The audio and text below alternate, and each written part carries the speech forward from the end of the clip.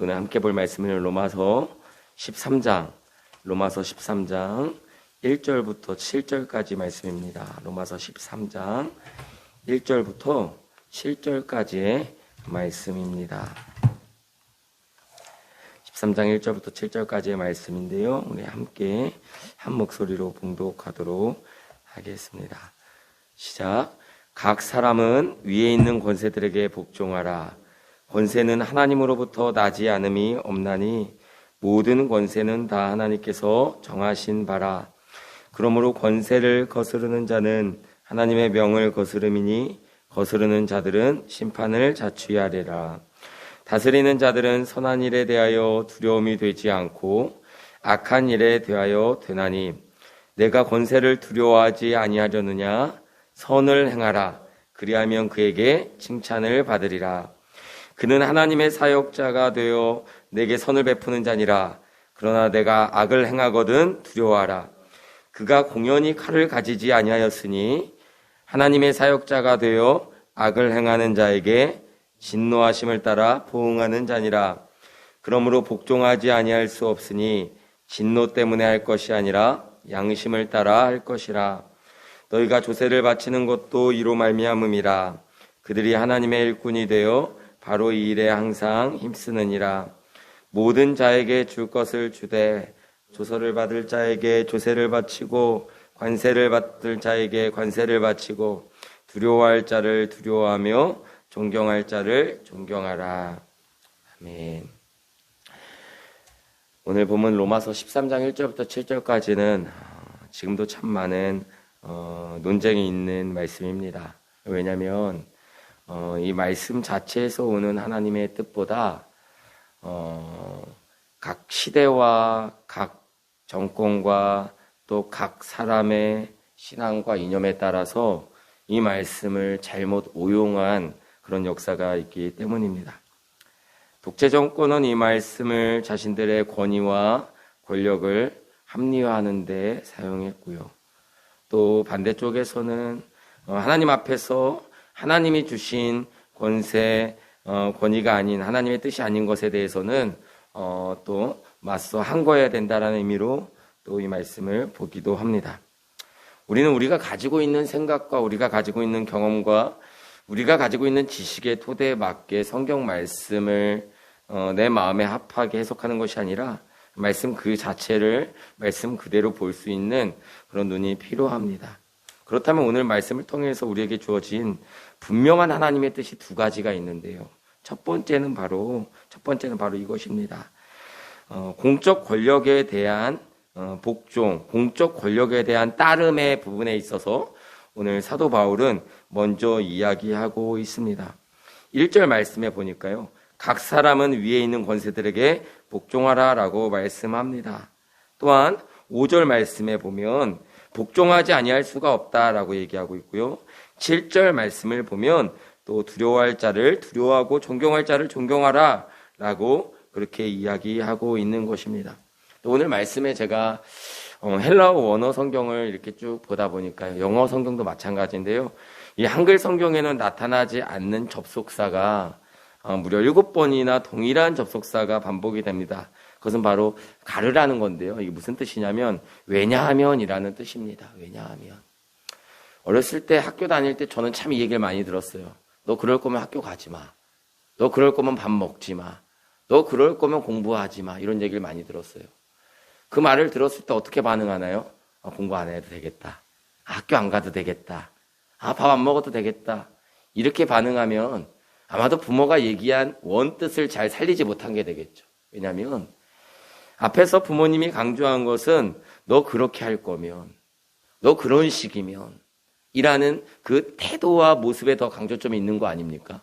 그렇다면 오늘 말씀에 왜냐하면 이라는 말씀이 접속사가 이 짧은 7절에 7번이나 반복되고 있다는 것은 권세에 대해서 복종해야 된다, 하지 말아야 된다라고 그렇게 나뉘어져서 생각하기 이전에 왜 우리가 권세 또 권력에 우리가 왜 따라야 하는지 그 이유를 더 강조하고 있다는 것입니다. 그렇다면 따라야 되는 이유와 우리가 복종하고 순종해야 되는 이유들이 그 마땅한 이유들이 사라졌을 때는 어떻게 해야 될까요? 사라졌을 때는 어떻게 해야 될까요? 부모는 자녀를 지키고 생명과 안전을 지키는 것이 부모의 의무 아닙니까? 책임이잖아요. 근데 부모가 자녀의 안전과 생명을 지키는 쪽으로가 아니라 해하는 쪽으로 그 권력을 사용한다면 어떻게 해야 될까요? 그것을 따라야 된다고 볼 수가 있을까요? 오늘 말씀은 그 전제로부터 시작하는 것입니다. 성경을 보실 때, 함께 묵상할 때는 성경의 문맥과 또 전체를 아우르는 하나님의 뜻에 비추어서 부분을 봐야 합니다. 그것이 성경을 더 전체적으로 볼 수 있는 방법입니다. 사람은 하나님의 형상으로 창조되었어요. 그런데 죄라는 것이 사람 안에 하나님의 형상을 변질시키고 망가뜨렸습니다. 그래서 죄로 인해서 선에 대해서 무능해졌고 죄성으로부터 자유롭지 못한 존재가 되었습니다. 그래서 로마서 3장 10절 12절 말씀을 보니까요. 기록된 바 의인은 하나도 없나니 하나도 없으며 깨닫는 자도 없고 하나님을 찾는 자도 없고 다 치우쳐 함께 무익하게 되고 선을 행하는 자는 없나니 하나도 없도다라고 인간의 부패한 죄성과 그로 인한 영향을 이야기하고 있습니다. 따라서 의지와 생각이 부패해지고 왜곡된 인간이 더 이상 하나님이 창조한 세계를 온전하게 다스릴 능력을 잃어버린 거예요. 하나님의 형상대로 지음받은 인간을 해치고 때로는 스스로를 망가뜨리고 무너뜨려 버립니다. 자신의 만족과 목적만을 위해 살아가는 사람들이 점점 많아진 거예요. 이를 위해서 하나님은 울타리를 만드셨습니다. 사랑 안에서, 질서 안에서, 법 안에서 돌봄을 받게 하셨어요. 죄악된 인간의 모습을 그냥 두지 아니하시고 그 죄의 영향력이 최소화되도록 외부로부터는 법과 또 그것을 관철시키는 세상의 권세를 두셨는데 그 권세와 법과 질서의 목적이 뭡니까? 지키는 거예요. 생명과 안전과 하나님의 통치의 방법대로 지키는 거예요. 그런데 우리 사회에는 정부와 국가뿐만 아니라 가정과 스승과 모든 권위에 대한 불신이 많습니다. 왜 그럴까요? 자녀들이 부모의 권위에 순종하지 않습니다. 학생들이 선생님의 가르침에 따르지 않아요. 목회자의 권위도 또 세상의 또 정부의 권력자의 권위도 따르지 않습니다. 왜 그렇습니까? 무엇이 문제입니까? 그 권위와 권세를 주신 하나님이 문제입니까? 아니면 그 권위와 권세가 바른 하나님의 뜻대로 사용되지 못한 그 왜곡의 문제입니까? 재난 영화를 보면 재난 상황 속에서 통제되지 않는 혼란 많이 보게 되잖아요. 인간의 무기력함도 보게 되고 참 인간의 나약함도 보게 됩니다. 그래서 디모데전서 2장 1절 2절 말씀을 보니까요. 그러므로 내가 첫째로 권하노니 모든 사람을 위하여 간구와 기도와 도고와 감사를 하되 임금들과 높은 지위에 있는 모든 사람을 위하여 하라. 이는 우리가 모든 경건과 단정함으로 고요하고 평안한 생활을 하려 함이라. 이 하나님의 목적이거든요. 권세와 권위를 주신 임금들과 높은 지위를 세우신 하나님의 목적은 모든 사람의 경건이요. 하나님 앞에서 바르게 신앙생활을 할 수 있도록 단정함으로 고요하고 평안한 삶을 누릴 수 있도록 주신 하나님의 권위라는 것입니다. 그런데 이스라엘도 하나님께서 주신 율법에 따라 다스려지는 신정국가였잖아요. 하나님은 왕을 주기를 원치 아니하였지만 이스라엘 백성들이 자신들이 이렇게 약해진 것은 우리나라만 왕이 없거든요. 주변 민족 보니까 다 철기 민족이에요. 자신의 민족 보니까 아직 청동기 시대거든요. 주변 왕들을 가지고 중앙 집권해가지고 왕의 힘을 가지고 잘 다스리는 것 같거든요. 그들에게는 철기 문화도 있었고 말도 많았고 병거도 많았고 재산도 많았고 왕이 주변 나라와 외교적 관계를 맺으면서 그 힘도 사용할 수 있었고 그러니까 보니까 우리도 왕이 있었으면 좋겠다고 왕을 요구합니다. 하나님이 원치 않으셨지만 왕을 주시잖아요. 왕을 주시는데 하나님이 다스리는 왕의 조건이 무엇입니까? 3가지 조건이 나옵니다. 왕은 뭘 하지 말라고 그래요? 은금을 많이 취하지 말라고 합니다. 마병을 많이 갖지 말라고 그래요. 군사력을 의지하지 말고 경제력을 의지하지 말고 3번째가 아내를 많이 취하지 말라고 합니다. 이방 나라와의 혼인 관계를 통해서 이루어지는 외교적인 관계로 다스리지 말라는 거예요. 이 3가지가 이스라엘 왕의 조건입니다. 그러니까 하나님이 왕을 주셨다는 것은 그래 너희들도 이제 은과 금과 또 말과 병거와 또 외교적 관계를 통해서 이제 이 나라를 부강하게 해봐라가 아니라 다른 방식으로, 다른 방법으로 하나님의 통치를 이루고자 하는 하나님의 은혜였던 것입니다. 그러나 이스라엘 백성들은 어떻게 했습니까? 왕이신 하나님으로부터 멀어지고 세상의 방법을 따르며 세상의 방식대로 은과 금을 취하고 말과 마병을 늘리고 또 외교적 혼인관계를 통한 자신의 세력을 확장하는 그렇게 변질된 신정국가가 되었을 때 하나님께서는 어떻게 하셨습니까? 하나님께서는 변질된 사울을 폐하시고 다윗을 세우시잖아요. 따라서 오늘 말씀의 배경을 다루자면 이것입니다. 모든 권세는 하나님께로 온다 뿐만이 아니라 하나님이 세우시고 하나님이 허무신다. 같이 있는 거예요. 하나님이 권세를 주실 능력이 있다면 하나님이 그 권세를 폐하실 능력도 있습니다. 하나님은 죽이기도 하시고 살리기도 하십니다. 세우기도 하시고 허무시기도 하십니다. 그 모든 역사 가운데 드러나는 하나님의 주권과 섭리를 인정하는 것이 바로 오늘 본문의 가장 큰 전제입니다. 다시 한번 본문으로 돌아가 볼게요.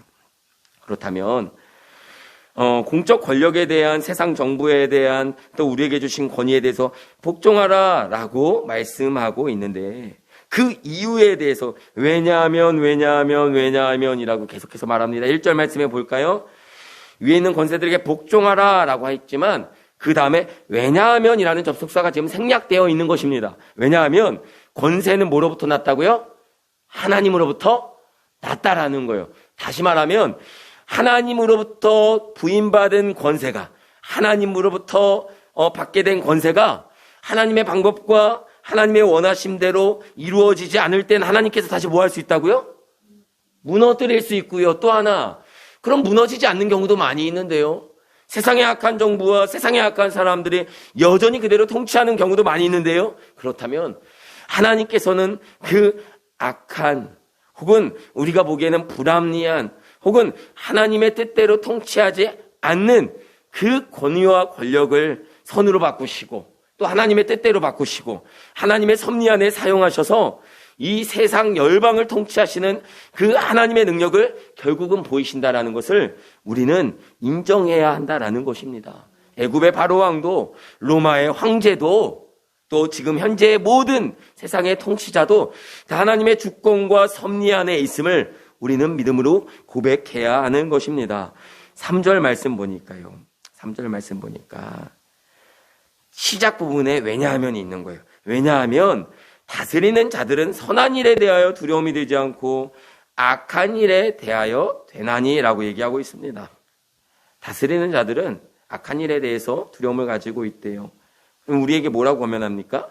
선을 행하라라고 이야기하고 있어요. 그러니까 세상에 존재하는 악의 부분을 다스리기 위해서 세상에 무너진 질서, 또 무너진 어떤 법, 무너진 인간성 이런 부분들을 두려워하며 잘 다스리도록 권위를 주셨다라는 거예요. 그러니까 너희들은 선을 행하라는 거예요. 그러면 세상 권력뿐 아니라 하나님께도 합한 그런 질서를 유지할 수 있다는 것입니다.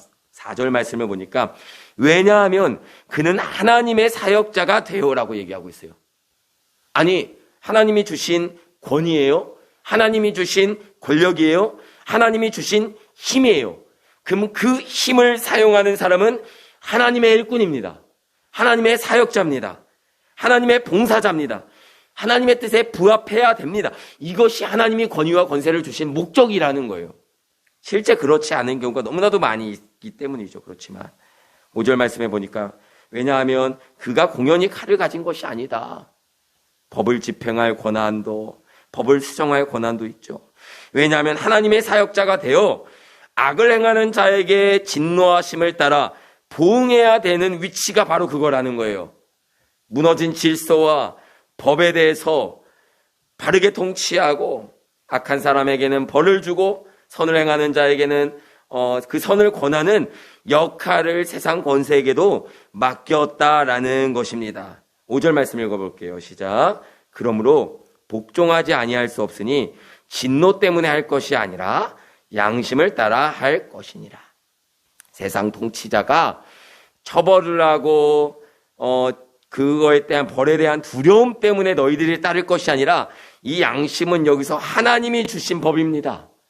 그러니까 너희들이 세상을 두려워하는 것은 벌을 받을까 그 때문이 아니라 하나님이 주신 양심을 따라 하나님의 뜻에 따라 너희들이 구별하고 분별한 그 하나님의 마음을 따라 해야 된다라고 이야기합니다. 그러면서 말씀을 적용하죠. 당시 시대 가운데 적용한 것입니다. 너희들이 조세를 바치는 것도 나라의 치안과 안정과 생명과 그걸 유지하기 위해 필요한 것들을 사용하기 위해서 그런 거다. 하나님의 일꾼이 되어 바로 이 일에 항상 힘쓰느니라. 물론 낸 세금이 당시 지나치게 황제와 밑에 사람들을 위해서 착복되어지고 사용되어지는 것은 왜곡된 부분들이 많이 있긴 하지만 그럼에도 불구하고 하나님의 뜻이 여기 있다라는 거예요. 모든 자에게 줄 것을 주되 조세를 받을 자에게 관세를 받을 자에게 두려워할 자에게 존경할 자에게 마땅히 드려야 될 것을 드리라는 것입니다. 말씀을 정리하겠습니다. 오늘 본문 말씀을 정리하면 권위가 하나님의 뜻에 위배되지 않는 한에서 또 권위가 하나님의 뜻에 부합될 수 있도록 두 가지입니다. 하나는 하나님께서 세우신 권위와 권력이 하나님의 뜻에 위배되지 않는 한에서 또 하나는 하나님의 뜻에 위배되지 않도록 기도와 도구와 함께 그들을 위해서 기도하고 중보하고 또 때로는 경계하기도 하고 때로는 우리에게 주어진 투표와 우리에게 주어진 여러 가지 하나님이 주신 또 의무와 책임을 사용해서 바로 하나님의 뜻을 잘 행할 수 있도록 우리가 함께 협력해야 된다라는 것입니다. 선한 권위가 될 수 있도록 함께 노력해야 된다라고 이야기하고 있는 것입니다. 권위를 인정하는 것은 우리의 의무와 책임을 다하는 것입니다. 그래서 우리는 선한 영향력을 끼칠 수 있도록 하나님을 두려워하는 마음으로 살아야 된다라고 사도 바울은 이야기하고 있습니다. 하나님의 관심은요, 세상에 존재하는 악, 물론 세상에 존재하는 악과 죄에 대해서 하나님은 다루시지만 성경 역사를 보면요, 세상에 존재하는 악을 다루시는 하나님의 방식이 뭐냐? 시대를 분문하고 선택받은 백성의 온전함과 거룩함을 통해서입니다. 하나님은 악을 제거함으로써 선이 남게 하시는 것이 아니라 선한 하나님의 사람들을 택하셔서 그들을 통해서 온전하고 거룩한 세상을 만들어 가시는 거예요. 그럼 우리가 어디에 집중해야 될까요? 세상에 존재하는 악에 대해서 우리는 거부하고 거절하고 또 한편으로는 세상에 존재하는 모든 권위와 권세가 바르게 통치할 수 있도록 안전하게 다스릴 수 있도록 우리가 함께 협력하고 기도하고 도와줘야 합니다. 또 한편으로는 선택받은 우리가 하나님의 주신 뜻에 따라 두려워하며 하나님이 주신 양심을 따라 온전함과 거룩함을 향해 나아가야 됩니다. 그리고 이렇게 할 수 있는 이유는 하박국 선지자가 얘기했던 것처럼 도대체 언제까지 이 악이 존재하는 것을 우리가 기다려야 됩니까? 라고 했던 것처럼 너는 파수꾼의 입을 가지고 너는 너의 자리에 서서 외치고 하라고 했던 것처럼 하나님의 다스리심을 인정하고 선택받은 하나님의 사람으로서의 양심과 선한 뜻을 가지고 우리는 살아가야 하는 것입니다. 사랑하는 성도 여러분, 히브리 3파는 하나님을 두려워해서 왕의 명령을 거역했어요. 다니엘은요, 우상숭배를 거절하고 다니엘과 세 친구들은 풀무불에 들어갔어요. 악한 권력에 반발하여서 하루 3번 여전히 하던 대로 기도를 했습니다. 세상 역사는 그걸 보여줘요. 하지만 그런 일이 아니라면 우리는 하나님이 세우신 권위와 권력 자체를 거부할 것이 아니라 하나님의 뜻대로 잘 이루어질 수 있도록 최선을 다해서 함께 돕고 기도해야 합니다. 건강한 권위를 경험하지 못한 세대예요. 지금 청년 세대들이 그렇습니다. 건강한 권위를 경험해 보지 않았어요. 학교에서도 교회에서도 가정에서도. 그러니까 그들은 권위라는 말 자체에 대해서 굉장히 부정적으로 다가갑니다. 그러니까 건강한 권위를 경험하면 건강한 권위가 회복되도록 기도할 텐데 그게 아니라 권위 자체는 나쁜 거라고 봐요. 모든 권위에 대해서 거부합니다. 권위 자체를 권위주의라고 봐요. 진짜 그러합니다. 청년 사역을 계속 하잖아요. 그러니까 그럴 때 우리는 어떻게 해야 됐습니까? 우리가 할 수 있는 거는 하나예요. 잘못된 권위에 대해서 그들이 갖고 있는 생각에 대해서는 동의해주고 때로는 사과해주고 때로는 품어주고, 교회가 잘못된 권위와 잘못된 모습을 보인 거에 대해서 그렇지 않은 교회도 있다라고 얘기하는 것이 아니라 그 지난날의 잘못과 그 지난날에 보여준 잘못된 모습에 대해서 사과하고 안아주고 품어주는 것이 필요합니다. 또 한편으로는요, 그럼 교회를 해체해야 됩니까? 가정을 해체해야 되나요? 학교를 해체해야 되나요? 그렇지 않아요. 건강한 권위가 회복될 수 있도록, 경험할 수 있도록 그 무대를 만들어줘야 합니다. 시간이 오래 걸리겠죠. 상처받은 자녀들이 건강한 가정과 건강한 교회와 이 건강한 나라와 민족에서 그것을 회복하려면 더 오랜 시간이 걸릴지 모릅니다. 하지만 그것이 우리에게 주어진 사명이라는 거예요. 부모와 자식 간에, 스승과 제자 간에, 국가와 국민 간에, 또 목회자와 성도 간에, 교회 안에 이 하나님 주신 건강한 권위와 권세가 회복되어서 모든 권세 하나님으로부터 오고 하나님의 아름다운 통치가 이루어지는 각 가정과 교회와 이 나라와 민족 되기를 주님의 이름으로 간절히 기도합니다. 기도하겠습니다. 하나님 아버지 감사합니다. 하나님, 모든 권위는 하나님이 주신 것입니다. 아담과 하와를 통해 첫 가정을 세우셨는데 죄로 인해서 아버지 하나님, 불순종으로 인해서 죄가 들어오고 하나님 아버지, 그 가정의 최초의 살인이 또 비극이 일어나고 불순종이 일어나고 아버지 하나님, 어려움이 지속되었습니다. 지금도 그렇습니다. 하나님 주신 가정과 하나님 주신 교회와 하나님 주신 나라와 하나님 주신 모든 기관이 하나님의 뜻에 부합하게 하나님 원래 뜻하신 아름다운 권위와 아버지 하나님 그 관계가 회복될 수 있도록 주여 은혜를 베풀어 주옵소서. 교회가 건강하게 하여 주시고 가정이 건강히 회복되게 하여 주시고 하나님 아버지, 세상의 모든 기관과 모든 통치자들 하나님 주신 권세를 두려워하며 바르게 사용할 수 있도록 하나님 은혜를 베풀어 주옵소서. 예수님의 이름으로 기도하였습니다.